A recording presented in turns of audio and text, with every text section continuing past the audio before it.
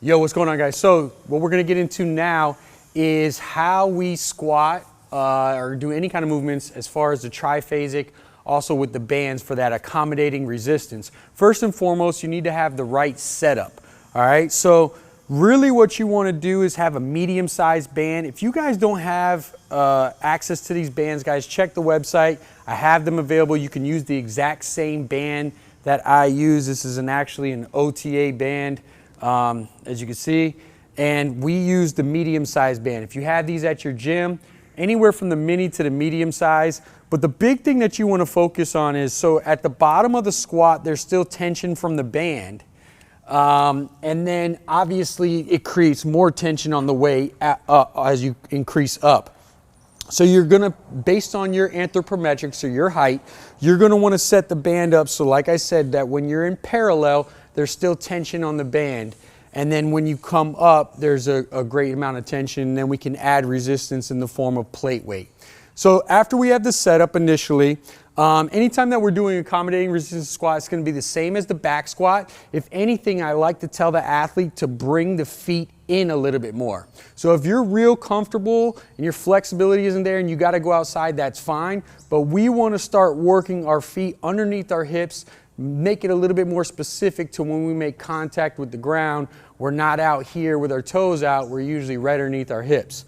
So from there, there's obviously training the three different phases in triphasic: isometric, eccentric, and concentric.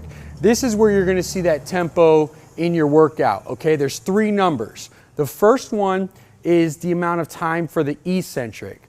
So if that says something like, 4 seconds, that athlete is going to come down in 4 seconds. If it has a number on the second one, that's how long they're going to pause. And the last one is going to always and typically be an X. X means there's no tempo, there's no time. It's exploding out of the hole as fast as you possibly can.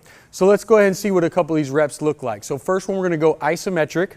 Okay, and there's two ways that we perform isometric. Either I have a controlled down, which is 1 second tempo, or I have an X. So go ahead and do an isometric. We're gonna go controlled down, so come down to your bottom in 1 second, and then hold for 5. Good. Another thing on the setup that you're gonna make sure is, guys, the bands are completely lined up with his ankle bone and his hips right here. You don't wanna be too far back or too far forward. Good, so come down 1 second, hold for 5.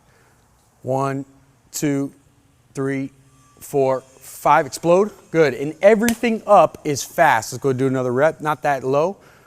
Good, right there. 2, 3, 4, 5, pop. Good, that's a rep. Then the next one in isometric is, let's say it's X, 5X. That means he's gonna come down as fast as he can, get into that parallel position, hold 5 seconds, and then explode up as fast as he can. So ready, and go. 1, 2, 3, 4, 5, pop. Good. Now if we want to go eccentric, right, like I said, let's say it's a 5XX. So he's going to lower into that parallel position. He's going to take 5 seconds. He's not going to spend any time at the bottom of the hole, and he's going to explode up as fast as he can. Let's go 5 second count. 1, 2, 3, 4, 5, pop. Good. One more time. 1, 2, 3, 4, 5, pop. Good. And then the last one is going to be concentric, right? This is where you're typically going to see that XXX. That means you're going fast and reactive throughout the entire motion. So you're just going to go down and up as fast as you can. Ready, and go. Boom. Faster on the way down, relax faster. Ready, go. Boom. There it is, guys. There's all three phases of how you need to be performing it.